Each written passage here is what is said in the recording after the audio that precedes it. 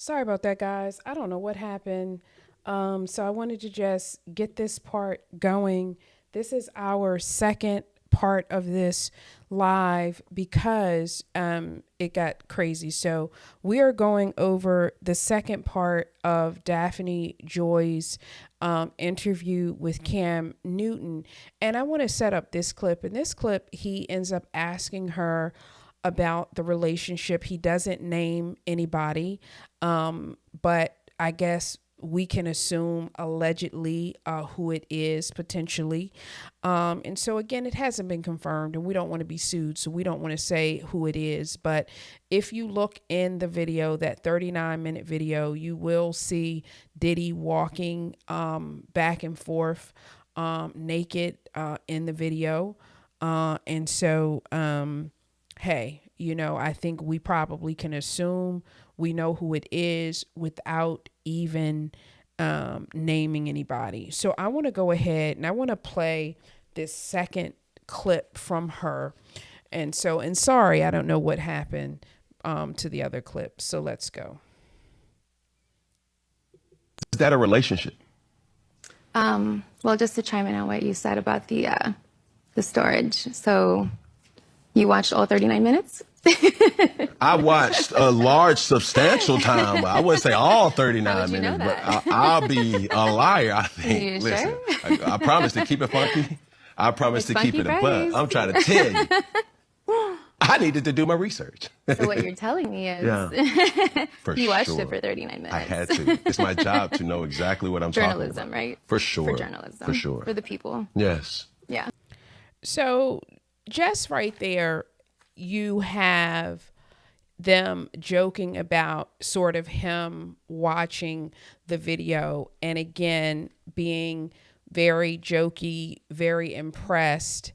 I mean, if I'm going to be honest, he almost looked turned on just talking about it. Okay. To me. Now, I don't know Cam. Maybe this is just how he is, but I've seen a lot of these and he doesn't have that jovialness with everyone.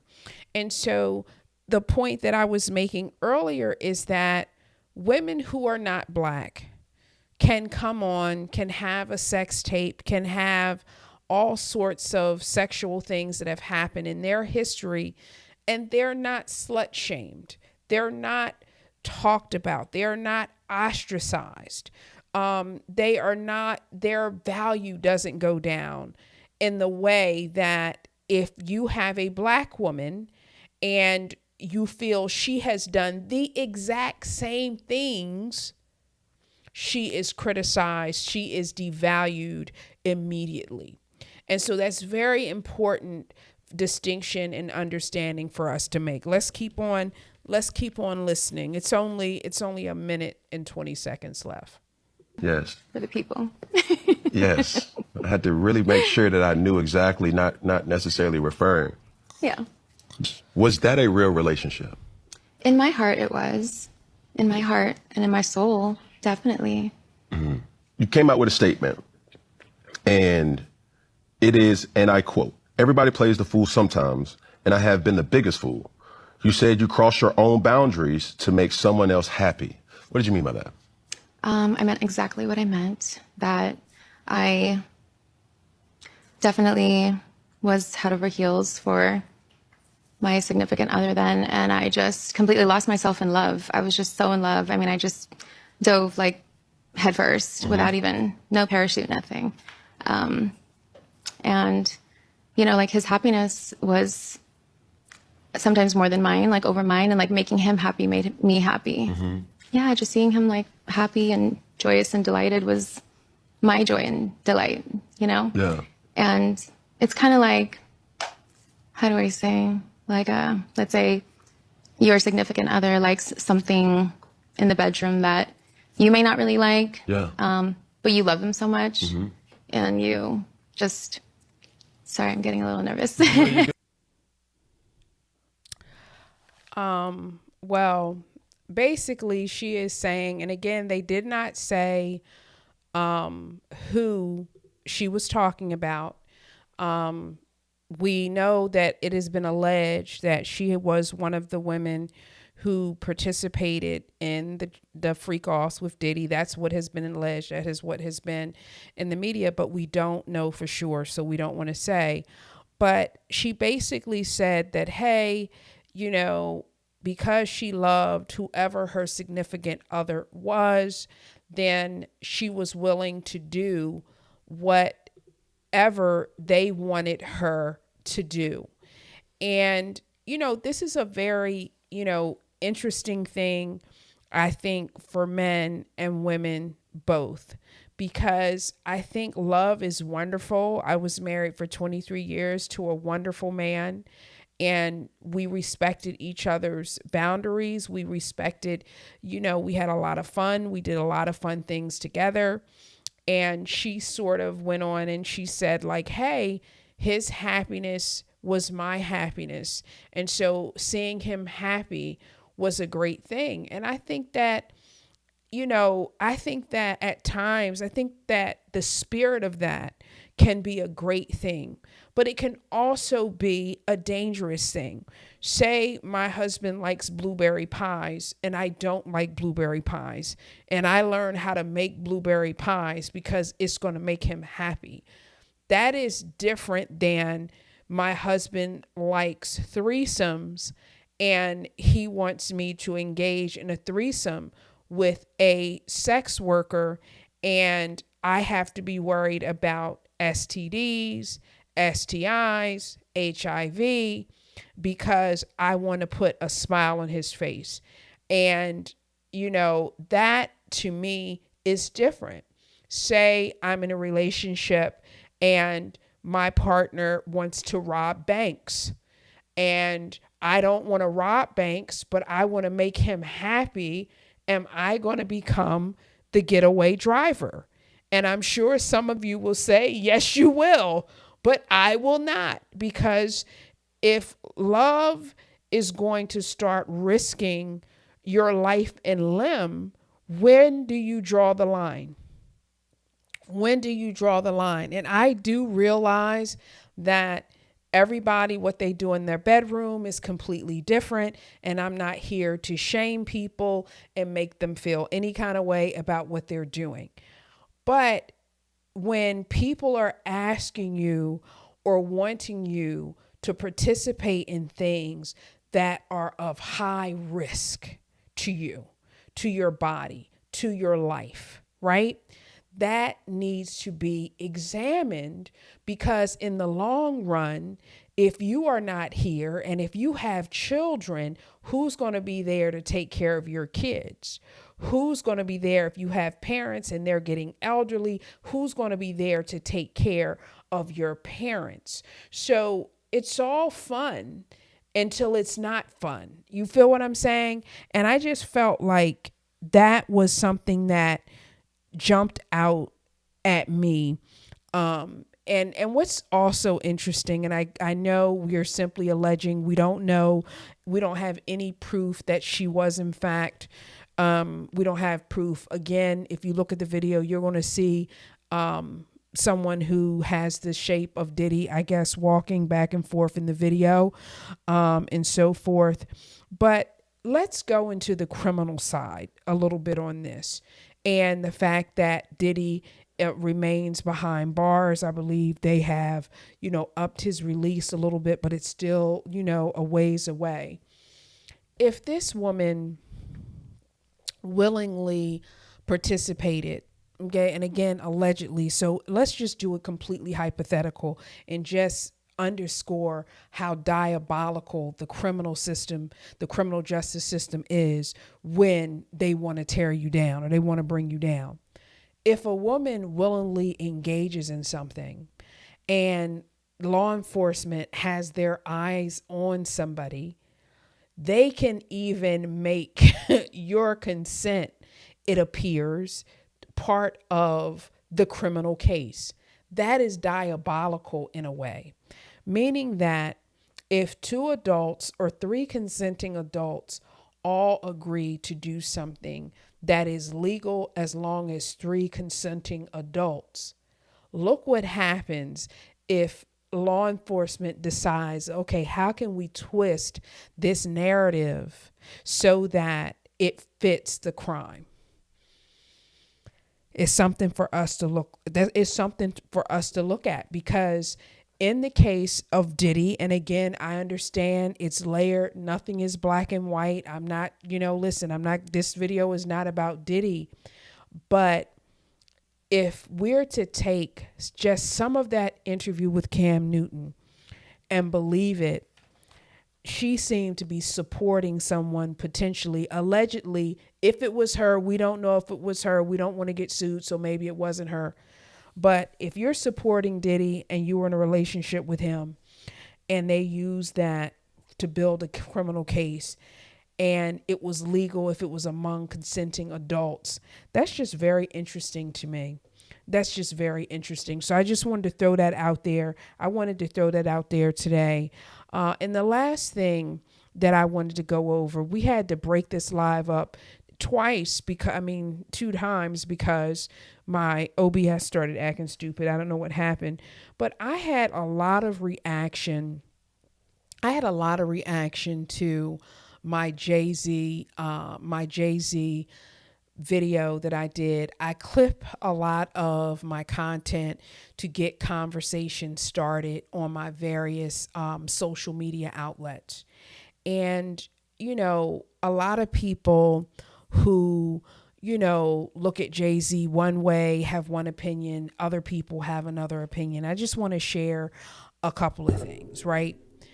Nothing is black and white. We get that. Everything is complex. Everything is complicated. Absolutely. He could buy turkeys at Marcy Projects every year for the last 10 years. And he could also have a distribution deal with Target, right?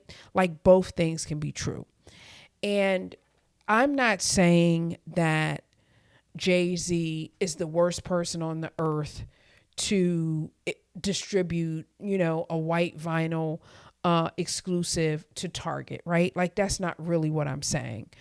What I'm saying is that when it comes to the rights of Black people using civil rights as our blueprint, rights were won along economic lines, period. So if you want to make a corporation think twice, if you want to make a business think twice about how they treat you as a customer, you impact their pocketbook, period. You can't be mad at Target and still shop there at the level that you shopped there before, right? So if we want Target to feel the people who lost their jobs, the DEI or what have you, the things that we took issue with, one of the ways to send the message is with our pocketbook, period, right? And so one of the comments that I kept getting from some of my Jay-Z clips was Kendrick Lamar is in Target. J. Cole is in Target. I want to say they said Sierra was in Target. Like they're naming all of these celebrities. And, so if you're going to do a Jay-Z video, you need to do a video on every celebrity that has product in Target. So one, I haven't been in Target in 2 years. I don't plan on going back.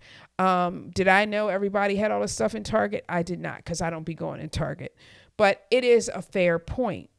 But the point of reallocating the black dollar or boycotting, and I don't even really like the word boycott. I really like the word like reallocating the black dollar or the black wealth transfer, where we are taking our black dollar and we are transferring it into black businesses. We are transferring it into places that look like us, right?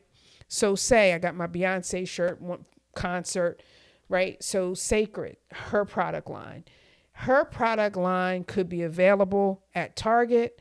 It could be available at Walmart. It could be available at, other big box stores. Who knows, right?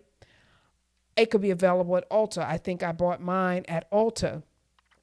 But now I'm looking for her product at a black beauty supply store, right?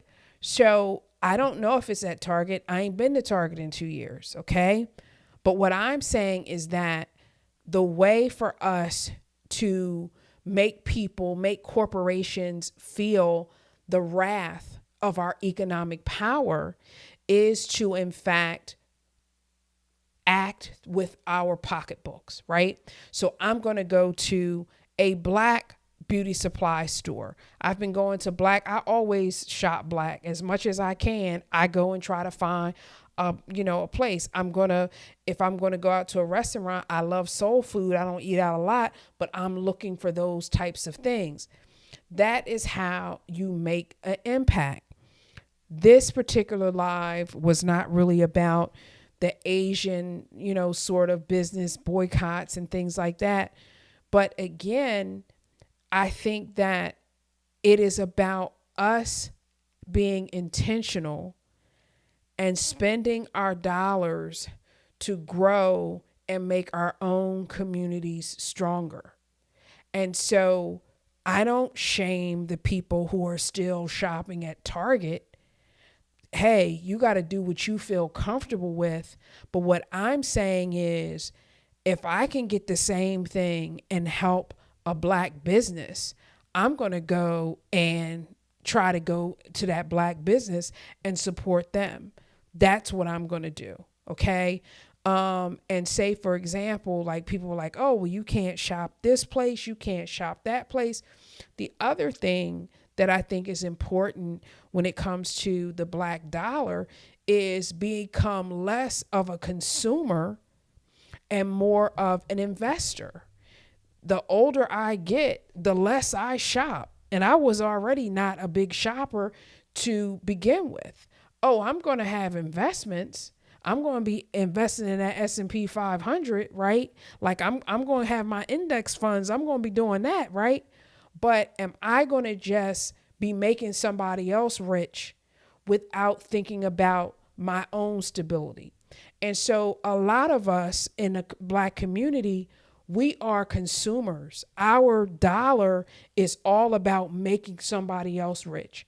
And what I'm saying, whether it's Target, whether it's Walmart, no matter where it is, in this day, in this 2026 year of our Lord, we have to be spending money for our own stability or investing it for our own stability, period.